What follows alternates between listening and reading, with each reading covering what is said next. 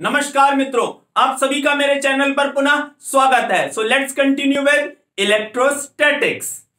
हमने पिछले video lecture में बात की थी एक न्यूमेरिकल प्रॉब्लम की, जहां पे हमने एक uniform charge rod with a point charge electrostatic force determine किया था।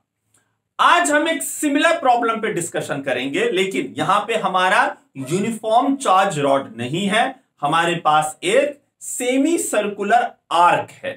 राइट, इसे आप ऐसे समझ सकते हैं कि आपके पास एक स्ट्रेट रॉड का मतलब क्या है कि स्ट्रेट लाइन, उसे आपने कुछ ऐसे बेंड किया कि वो आपका क्या बन गया, सेमी सर्कुलर आर्क बन गया। राइट, जैसे हमने चार्ज दिया, हमने उसे कहा पॉजिटिव निगेटिव डजंट मैटर, है ना, हम उसे तो डिटरमाइन कर लेंगे, हमें सीखना क्या प्रोसेस। तो लेट्स से उसे हमने सिंबलाइज किया प्लस क्यू से, ठीक है, कैपिटल क्यू से, और हमारा पॉइंट चार्ज है जिसे हमने डिटरमाइन किया, जिसे हमने सिंबलाइज किया स्मॉल क्यू से।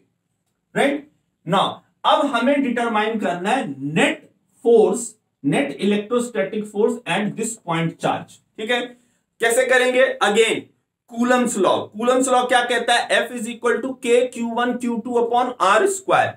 ना के तो ठीक है, Q1 की जगह हमारा ये जो स्मॉल क्यू पॉइंट चार्ज है तो हम स्मॉल क्यू ले लेंगे ना।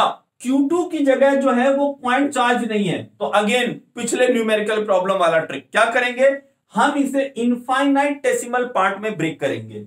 एक छोटा सा पोर्शन लेंगे जहां पे चार्ज जो है वो as a point charge act करेगा, तो हम उसे कह लेंगे डी क्यू।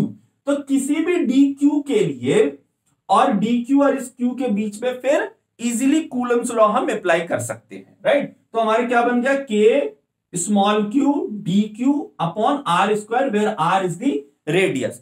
नाउ ये जो फोर्स होगा, again this is not a net force. क्यों? क्योंकि आपने पूरे क्यू को कंसीडर नहीं किया है, आपने एक डी क्यू लिया है, तो आपका जो फोर्स होगा वो भी क्या होगा, वो भी एक डीएफ होगा। राइट, एक छोटा सा फोर्स होगा, नेट फोर्स का एक पार्ट होगा। तो अब हमारा जो नेट, जो हमारा रिलेशनशिप बना वो ये बना, ये हमने पिछले न्यूमेरिकल प्रॉब्लम में भी देखा था, सिमिलर है उससे। राइट, और एक डिफरेंस क्या है कि पिछले प्रॉब्लम में हमारा डिनोमिनेटर टर्म जो था एक्स जो था वो वेरिंग था, यहां पे जो हमारा डिनोमिनेटर टर्म है आर वो क्या है, कांस्टेंट है। क्यों? क्योंकि आप डी क्यू कहीं पर भी लो, क्यू इस स्मॉल क्यू और डी क्यू के बीच में जो डिस्टेंस है वो फिक्स्ड है, that is the radius of the semi circular arc. Right, यहां तक हो गया। नेक्स्ट सिमिलर पार्ट क्या है, यूनिटरी मेथड अपने अप्लाई किया था। क्यों अप्लाई किया था? डी क्यू को फाइंड करने के लिए। कैसे करेंगे? पिछले प्रॉब्लम में हमने क्या लिया था, रॉड का लेंथ था हमारा एल था, और हमने डीएल पोर्शन पे निकाला था डी क्यू चार्ज कितना होगा। वहां पे हमने एल की जगह एक्स कहा था, डजंट मैटर, एक्स कहो एल कहो, जो मर्जी हो, जो इच्छा करे वो कहो। राइट, अब यहां पे हमें length of the arc, semi circular arc given नहीं है। राइट, क्या गिवन है? रेडियस गिवन है, आर बता रहा है। तो हम किस रिलेशन में निकालेंगे उस आर्क के? तो length of the semi circular arc क्या होगा, पाई आर होगा। ठीक है ना, पाई आर पे चार्ज कितना है, क्यू है, कैपिटल क्यू है। राइट, तो यूनिटरी मेथड में 1 के लिए निकालेंगे, 1 यूनिट लेंथ पे चार्ज कितना होगा, क्यू अपॉन पाई आर होगा 1 यूनिट लेंथ पे। तो डीएल लेंथ पे अगर हम निकालना चाहें तो डीएल लेंथ पे कितना होगा, Q DL upon pi R हो जाएगा। ये हमने निकाल लिया, क्या निकाल लिया, डी क्यू निकाल लिया। अब ये डी क्यू जो है वो इसकी जगह हम इसे रिप्लेस कर सकते हैं। ठीक है, तो हमारा डीएफ आ जाएगा, सिमिलर है यहां तक। और हमने क्या किया था, उसमें इंटीग्रेट कर लिया था और हमारा क्या आ गया था, आंसर आ गया था। लेकिन यह प्रॉब्लम इतना सिंपल नहीं है, अब यहां कॉम्प्लिकेशन है। पहले आप समझिए कॉम्प्लिकेशन क्या है।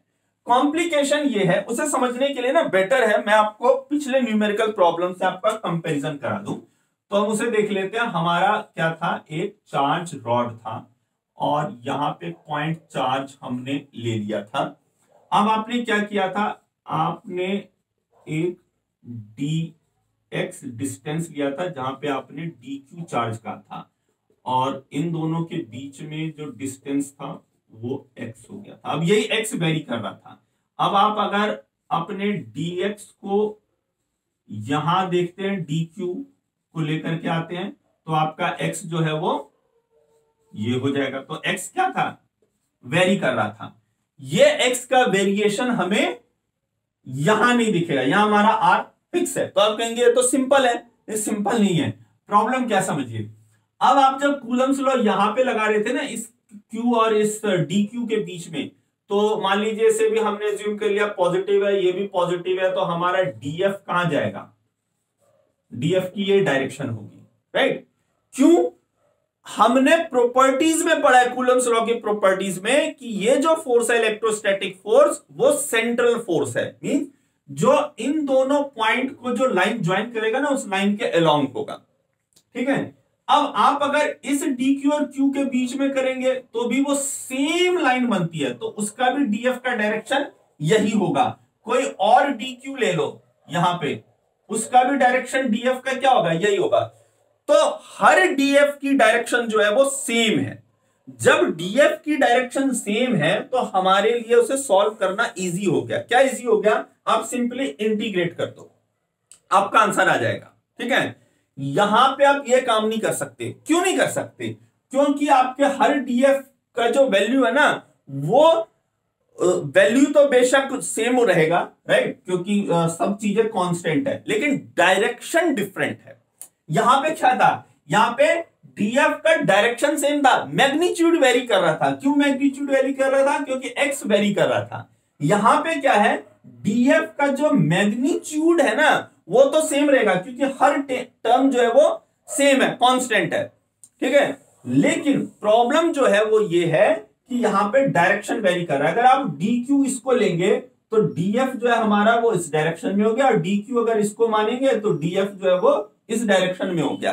अब df जो है वो वेरी करेगा, कैसे, अगर आप यहां से चले, dq यहां पे है तो हमारा df यहां होगा, dq बढ़ता जा रहा है, df का डायरेक्शन यहां होता जा रहा है, तो यहां से लेकर के यहां तक सॉरी, तो हमारे df का जो वैल्यू है ना, वो चेंज होता रहेगा। तो so many directions of df। अब इसे कैसे, तो हम इसे सिंपली ऐसे इंटीग्रेट नहीं कर लेंगे, राइट, क्योंकि df जो है उसकी डायरेक्शन डिफरेंट और ये वेक्टर क्वांटिटी है। तो अब क्या किया जाए, इसका सॉल्यूशन क्या है, राइट। अब इसे हमें समझना है। प्रॉब्लम सबको समझ में आई, राइट। अगर df एक डायरेक्शन में तो बहुत इजी है, सिंपली इंटीग्रेट कर डालो। नहीं है तब क्या करें, जो कि यहां पे केस है। तो अब ये समझते हैं, अब यहां पे हम क्या करेंगे इसको सॉल्व करने के लिए। यहां हम क्या करेंगे, इसके लिए हमने वेक्टर से पढ़ा है। अब मेरा वेक्टर पे जो वीडियो सीरीज है उसे आप रेफर कर सकते हैं। हमने कंपोनेंट रेजोल्यूशन की बात की थी। तो आप सबसे पहले इस डीएफ को देखें, बाकी सब भूल जाओ, ये एक डीएफ है। इसे हम क्या करेंगे, कंपोनेंट रेजोल्यूशन करेंगे। क्या करेंगे, एक कंपोनेंट हम इसका हॉरिजॉन्टल लेंगे और एक इसका हम वर्टिकल लेंगे, ठीक है। अब इस एक्सिस से हॉरिजॉन्टल एक्सिस से अगर ये एंगल थीटा बना रहा है, तो इसका जो हॉरिजॉन्टल कंपोनेंट है वो क्या कहलाएगा, वो कहलाएगा डीएफ कॉस थीटा। और इसका जो वर्टिकल कंपोनेंट है वो क्या कहलाएगा, वो कहलाएगा डीएफ साइन थीटा, राइट। अब इस कंपोनेंट की बात करो, राइट, इसका भी हम, अब इस डीएफ पे आ जाओ, इसे भी हम कंपोनेंट रेजोल्यूशन करेंगे हॉरिजॉन्टल एंड वर्टिकल में। ये भी अगर एंगल बना रहा है थीटा, तो इसका भी हॉरिजॉन्टल क्या होगा, सेम होगा, right. Magnitude, direction obviously different होगा, इसका राइट हैंड साइड था, इसका लेफ्ट हैंड साइड था। मैग्नीट्यूड तो वही होगा डीएफ कॉस थीटा, और इसका क्या होगा डीएफ साइन थीटा। इसका तो डायरेक्शन भी यही होगा, डाउनवर्ड्स, इसका भी डाउनवर्ड्स, वर्टिकली डाउन, इसका भी, राइट। तो ये हो गया कंपोनेंट रेजोल्यूशन। इससे हमें क्या मिला अभी देखते हैं। अब आप क्या करो, सबका हम सम करें। अगर हम सम करें किसका, हॉरिजॉन्टल वाले का। अब आप कहोगे सम तो हम इंटीग्रेशन से करते थे, यहां सम करना और आसान है। क्यों, क्योंकि हम जानते सारे टर्म्स जो है वो कांस्टेंट है, राइट। तो इतना इंटीग्रेशन वाला माथा पच्ची भी नहीं है, यहां करना इजी हो गया, तो आप सीधा समीशन की अब बात करें। अच्छा अब देखो कि सबके सेम है, तो अगर अब इसको आप सम करोगे, लेकिन हाफ ऑफ दी कंपोनेंट्स क्या है, राइट हैंड डायरेक्शन में है, ठीक है, और हाफ ऑफ दी कंपोनेंट्स क्या है, लेफ्ट हैंड डायरेक्शन में, मैग्नीट्यूड सेम है। ये वही केस है कि एक गाड़ी से 4 लोग निकले, 2 लोगों ने आगे धक्का लगाया और 2 लोगों ने पीछे धक्का लगाया, गाड़ी कहां जाएगी, कहीं नहीं जाएगी। तो सम जो हो गया ना हॉरिजॉन्टल का, वो क्या हो गया, 0 हो गया। ठीक है, हमने रिजॉल्व किया इन कंपोनेंट्स को, हॉरिजॉन्टल और वेक्टर, और सारे हॉरिजॉन्टल कंपोनेंट्स सीधा नलिफाई, राइट ना। अब इसको करते हैं, ठीक है, वर्टिकल कंपोनेंट्स को। वर्टिकल कंपोनेंट्स में भी क्या है, मैग्नीट्यूड सेम है, डायरेक्शन सेम है, तो क्या होगा, यहां वालों का जो था वो df sin थीटा था, यहां वालों का जो था वो df sin थीटा था, तो क्या हो जाएगा, सम करके इसे सम करेंगे तो ये क्या दे देगा, 2df sin थीटा दे देगा। बस समझ में ना, यहां से भी df sin थीटा, इसका भी df sin थीटा, दोनों मिलके twice of df sin theta हो जाएगा। ठीक है, क्या मिला, बड़ी बात, हमारा प्रॉब्लम सॉल्व हो गया। क्या प्रॉब्लम सॉल्व हो गया, अब हमें समझ में आया कि all the net force, right, जो सबका मिला करके जो नेट फोर्स है वो एक ही डायरेक्शन में है। कौन सा डायरेक्शन में है, वर्टिकली डाउनवर्ड डायरेक्शन में है। ये वैसे ही सिंप्लीफाई हो गया जैसा रॉड वाले में था, रॉड वाले में तो नेचुरली था, इतना कुछ माथापच्ची नहीं करना था। यहां पे ये सब करने के बाद हमें समझ में आया कि हमारा जो नेट जो है वो कहां है, वर्टिकली डाउनवर्ड है। ठीक है, और जो जिसका नेट फोर्स की जो वैल्यू होगी वो ये होगी, हॉरिजॉन्टल तो गए, ठीक है, बचा ये। तो हमें क्या निकालना है, जो हमारा फोर्स है ना, जो नेट फोर्स है वो ये है, ठीक है। अब हमें इससे निकालना है। आई होप यहां तक बात सबको समझ में आ रही है, राइट नाउ। तो अब इसे सॉल्व कर लेते हैं। तो हमारा नेट फोर्स जो हो गया, F जो हो गया वो क्या हो गया, वो हमारा हो गया 2df। df जो है हमारा वो क्या है, इंटीग्रेट तो ऑब्वियसली करना ही पड़ेगा, राइट, क्योंकि हमें इसमें dq का टर्म है, तो ये हमारा 2k q dq upon r square, right. ये तो हो गया हमारा ये 2df की ये वैल्यू, और साथ में हमारा साइन थीटा, राइट। इंटीग्रेट क्यों कर रहे हैं, समझ रहे हैं, इंटीग्रेट हम इसलिए कर रहे हैं क्योंकि यहां पे जो है हमारा कंपोनेंट df जो है वो डिटरमाइन करता है dq पे। तो हमने ये जो बात की, छोटे छोटे dq की बात की है, उन्हें उन सारे dq को तो आपको जोड़ना पड़ेगा, राइट, इसलिए। Now let's make some space.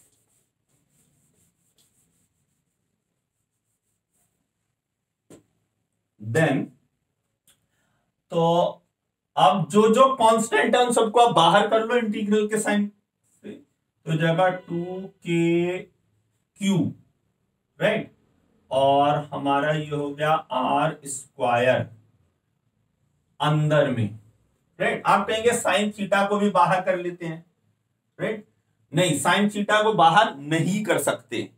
अब यही समझने की बात है, राइट। एक अनदर कॉम्प्लिकेशन, आप क्या करते थे, सीधा हम डाल देते थे dq की जगह इस टर्म को। तो पहले तो डाल ही लेते हैं, q dl upon pi r और साइन थीटा। अब यहां पे गौर करने की बात है, हमने साइन थीटा को बाहर क्यों नहीं किया। मैंने क्यों नहीं किया, क्योंकि मुझे तो मालूम है, राइट, लेकिन आपको समझना है, समझने के लिए आपको स्टेप्स देखने पड़ेंगे। समझिए, ये जो dl है ना, पिछले प्रॉब्लम में इजी था, आप हमने डाल दिया था, इंटीग्रेट कर दिया था, ठीक है, उस स्टेप की बात नहीं कर रहा, अब इस स्टेप की बात कर रहे हैं। वो तो इंटीग्रेशन और वो क्या सब हुआ वो तो कर चुके हैं। जब dl को हमने डाला था इसके अंदर और सिर्फ कर दिया था उसको, फिर ये एंगल वेंगल हमने नहीं देखा था। यहां क्यों देखना है उस बात को समझो, ये बहुत इंपॉर्टेंट पॉइंट है, क्योंकि इस डीएल के अंदर जो है ना वो एंगल छुपा हुआ है थीटा, साइन थीटा में थीटा है और इस डीएल के अंदर एंगल थीटा है, वो आपको देखना है, वो आपको समझना है, वो है छुपा हुआ, वो भी मैं दिखाऊंगा। ये रीजन है कि हम इस साइन थीटा को बाहर नहीं कर रहे, क्योंकि ये डीएल जो है वो एंगल थीटा पे डिपेंड कर रहा है। आई होप आपको ये बात समझ में आ रही हो, ठीक है। कैसे कर रहे हैं डीएल वो देखते हैं। सो एल का रिलेशनशिप होता है थीटा आर से, इसीलिए तो हमने डाला था पाई आर जो है वो सेमी सर्कुलर आर्क का लेंथ है एल, राइट। तो लेंथ जितना भी है, अब अगर हम छोटा सा एल लेंथ लें, डीएल लें, तो ये हमारा क्या हो जाएगा, आर डी थीटा हो जाएगा, ठीक है। तो ये डीएल की जगह हमारा क्या है, आर डी थीटा है, तो इसमें थीटा आ गया और ये हमारा साइन थीटा ऑलरेडी है, इसीलिए हम इसको बाहर नहीं कर सकते थे, इसीलिए हमारा ये कांस्टेंट नहीं है, राइट। ये थीटा पे डिपेंड कर रहा है। मैंने बहुत फोकस किया इस पॉइंट पे ताकि आपको किसी तरह का कोई प्रॉब्लम ना हो, राइट। फिर भी अगर किसी को कोई भी प्रॉब्लम इसमें होता है तो आप मुझे कमेंट सेक्शन में आप लिख सकते हैं, राइट, फिर मैं उसे भी रिजॉल्व करूंगा। सो 2k3, राइट, इस आर को भी आप बाहर कर सकते हैं, पाई आर को, लेकिन अभी देखते हैं क्या हो रहा है। हमने क्या किया, ये हमारा क्यू, ये भी क्यू बाहर जाएगा ही, लेकिन अभी हमने क्या किया था, अभी फोकस इस पे करें स्टेप वाइज। सो डीएल हमारा क्या बना था, डीएल हमारा बना था आर डी थीटा, राइट, और नीचे में है हमारा पाई आर, और ये हो गया हमारा साइन थीटा। अब देखो ये जो आर है और ये आर है, ये कैंसिल हो गया। अब हमें क्या दिख रहा है, क्यू, टोटल क्यू है, कांस्टेंट है, उसे भी बाहर कर लो, ठीक है। तो ये हमारा हो गया 2k क्यू, ये बाहर आ गया कैपिटल क्यू, ये पाई भी कांस्टेंट है, इसे भी बाहर कर लो, और ये है हमारा आर स्क्वायर। इंटीग्रेशन साइन के अंदर क्या है हमारा, साइन थीटा, राइट, और ये क्या हमारा डी थीटा, ठीक है। यहां तक बात सभी को ना। अब हमें इसका इंटीग्रेशन करना है, और लिमिट की भी, साइन थीटा का इंटीग्रेशन जानते हैं आप, माइनस कॉस थीटा होता है, राइट, और लिमिट्स की भी बात करेंगे। लिमिट क्या है अब वो भी समझो। जब हमने इनको सम कर लिया, साइड वाले को भी ले लिया, साइड वाले को भी ले लिया, जब हमने ऑलरेडी ये कंसीडर कर लिया है, तो जो आपका एंगल का जो वेरिएशन है ना वो क्या है, 0 to 90 डिग्री है, राइट। ये गलती नहीं करना है किसी को कि 0 to 180, तब तो आपने क्या किया, दो बार इस बात को कंसीडर कर लिया। जब हमने मैग्नीट्यूड वाइज डायग्राम में इस बात को हमने सॉल्व कर लिया ना, राइट, यहां का भी ले लिया, यहां का भी ले लिया, डबल, ये जो ट्वाइस 2 आया इसीलिए आया ना, इस बात को समझना है। अगर आप 0 to 180 ले लेते हैं, इसका मतलब क्या कर रहे हैं, आप 2 बार ले रहे हैं, फिर वो तो गलती हो गया, यहां पे 2 ऑलरेडी ले चुके हैं, दोबारा से 0 to 180 कर रहे हैं, तो डबल टाइम, तो गलत हो गया। ये 2 सिग्निफाई कर रहा है हम ऑलरेडी इस बात को कर चुके हैं, तो हमें क्या लेना है, लिमिट 0 to 90, तो ये हमारा हो गया 0 डिग्री से लेकर के 90 डिग्री, राइट। अब फर्दर इसको सॉल्व कर लो, ये टर्म तो ऐसा सच ही रह जाएगा, है ना। ये हो गया हमारा 2k Q upon pi R square, और इसे सॉल्व करोगे तो क्या हो जाएगा, माइनस कॉस थीटा, 0 डिग्री से 90 डिग्री। कॉस 90 डिग्री की वैल्यू क्या होती है, 0 होती है, और कॉस 0 की वैल्यू क्या होती है, 1 होती है। लोअर लिमिट जब आप डालते हैं तो माइनस होती है, या मैं आप कर देता हूं, कुछ लोगों को प्रॉब्लम रहता है, वैसे इतना बड़ा टास्क है नहीं, लेकिन फिर भी किस स्टूडेंट को किस पॉइंट पे कंफ्यूजन हो जाए, राइट, मालूम नहीं, तो इसे हम डालते हैं, माइनस को मैं बाहर ही कर लूं तो इक्वल टू, ये माइनस बाहर हो गया। अब ये हो गया हमारा cos 90 degree minus cos 0 degree, right. Now cos 90 degree is 0, ये तो 0 हो गया तो इसे हटा दो, ठीक है। और cos 0 डिग्री क्या होता है, 1 होता है, तो ये क्या हो गया -1, और एक माइनस साइन इधर है तो ये क्या हो जाएगा +1, राइट। तो अल्टीमेटली हमें क्या मिला, ये प्लस हो गया, वो -1 और ये माइनस मिलके प्लस। तो हमारा जो नेट आंसर आया वो क्या है बना, वो ये बना आंसर, ठीक है। आई होप ये सभी को समझ में आया, ये हमारा फाइनल आंसर है। एक बात और मैं इसमें ऐड कर दूं जाते जाते, अगर ये हमारा कंप्लीट सर्कल होता, ये सपोज करो ये ऐसे होता, कंप्लीट सर्कल होता, सेम चीज, राइट। ये पॉइंट चार्ज है सेंटर पे और ये सेमी सर्कुलर आर्क नहीं है, ये एक रिंग है, तब क्या होगा एट दी सेंटर, तब हमारा जो आंसर होगा, राइट, तब हमारा आंसर 0 होगा, नेट फोर्स जो होगा। क्यों होगा, क्योंकि अभी क्या कैंसिल आउट हो रहा था, सिर्फ हॉरिजॉन्टल कंपोनेंट्स, उस केस में क्या कैंसिल होगा, वर्टिकल कंपोनेंट्स भी कैंसिल होंगे, राइट, सब एक दूसरे को कैंसिल आउट कर देगा, तो हमारा नेट आंसर क्या होगा, 0 होगा। आई होप आपको ये समझ में आया। अगर कोई भी प्रॉब्लम हो तो आप मेरे कमेंट सेक्शन पे लिख सकते हैं। Thank you for watching.